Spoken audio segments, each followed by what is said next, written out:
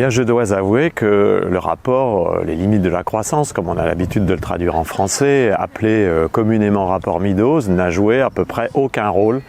dans ma formation et dans mon activité de chercheur. Comme beaucoup d'étudiants de ma génération, j'ai étudié dans les années 70,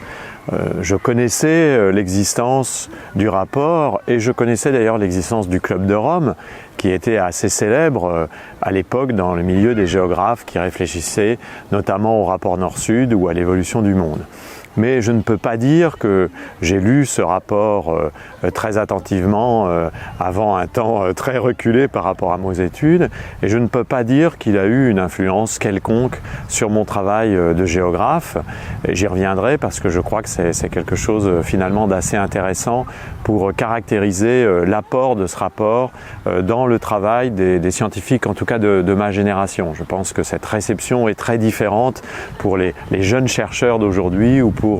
la génération des boomers que je représente, quoi qu'il en soit.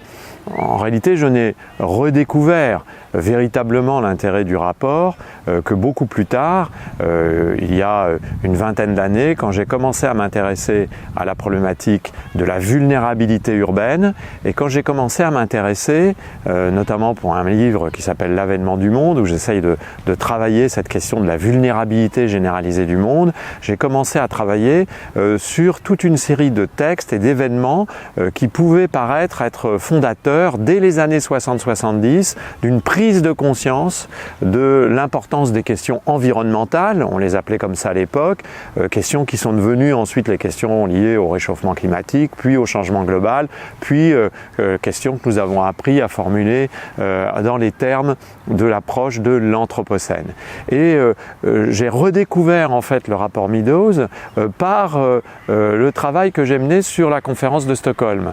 donc sur la façon dont l'ONU, au début des années 70, a petit à petit pris conscience de l'importance de la question environnementale et a inscrit à l'agenda des nations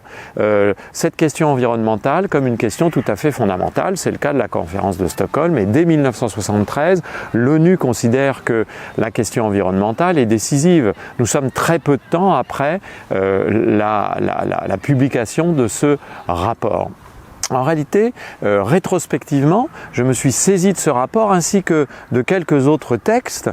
comme le texte de Rachel Carson, Le printemps silencieux, mais aussi comme d'autres textes très précocement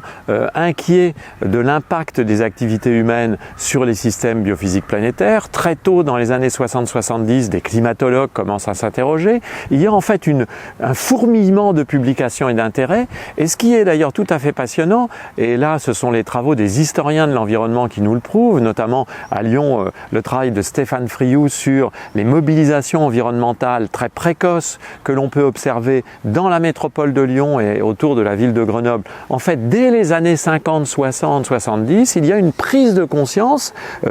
si je puis dire, par le bas, par les habitants eux-mêmes, de l'importance de la question environnementale. Et j'en suis amené finalement à me dire que le rapport Meadows, dont on fait grand cas, d'ailleurs en oubliant qu'il n'a pas été écrit seulement par un auteur, mais par plusieurs auteurs et autrices, eh bien, ne doit pas être considéré comme ce rapport qui a fait basculer la prise de conscience de tout le monde. Vous voyez, comme cet événement un peu originel et natif. On aime bien ça, nous, rétrospectivement, trouver un événement originel et natif. Certains le font autour du livre de Carson, d'autres le font autour du rapport Les limites de la croissance, mais plutôt comme l'indice qu'un vaste mouvement social est déjà en cours depuis les années 60 et un mouvement social qui pousse finalement, évidemment de façon discrète, de façon non homogène et de façon non hégémonique, autrement nous n'en serions pas là. Finalement, je pourrais dire que si le rapport Meadows avait véritablement influencé tout le monde, nous ne serions pas en train de travailler sur la question anthropocène contemporaine. Nous aurions réglé la question depuis longtemps, donc il faut avoir le courage de le reconnaître. Nous sommes passés à côté. Et le nous, c'est l'ensemble des sociétés, eh bien de voir qu'il y avait un mouvement assez discret bien entendu, mais réel,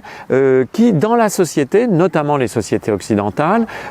mettait en avant le fait que le modèle de croissance tel qu'il se développait depuis 1950, le modèle de développement de la société de consommation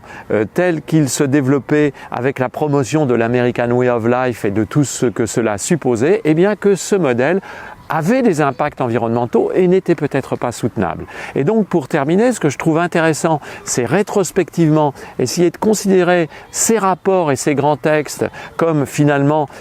une partie visible d'un mouvement beaucoup plus souterrain qu'il faut continuer à étudier, et c'est ce que nous faisons nous à l'École urbaine de Lyon. Nous étudions toutes ces manifestations précoces de sensibilité environnementale, et puis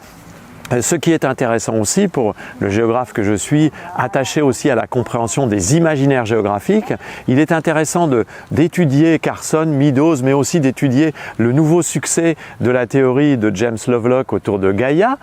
Il est intéressant de regarder ce rapport comme un producteur de nouveaux imaginaires contemporains. Voilà, il produit de nouveaux imaginaires contemporains, c'est-à-dire on se réempare d'un rapport, y compris quand on ne l'a pas lu, finalement pour en faire le support d'un nouvel imaginaire contemporain, de la décroissance, de la critique du modèle capitaliste ou que sais-je. Donc voilà ce que je peux dire rapidement de ce rapport, à la fois peu d'influence directe, beaucoup d'intérêt rétrospectif et peut-être une incitation à réfléchir de façon stimulante sur la production des imaginations géographiques, avec toujours évidemment ceci en tête. On réinvente très souvent les grands textes fondateurs à la lumière de ce que nous savons aujourd'hui du passé. Rappelons-nous ce que disait Paul Veyne, ce grand historien, lorsqu'il disait que l'histoire était un roman vrai qui procédait par rétrodiction, c'est-à-dire on invente le passé à la lumière de ce qu'on sait au présent. Donc si je puis le dire comme ça, depuis quelques années, on est en train de réinventer le rapport des limites de la croissance et on est en train de réinventer une stature de héros pour les auteurs de ce rapport qui finalement avait été bien oublié dans les 40 ou 50 dernières années.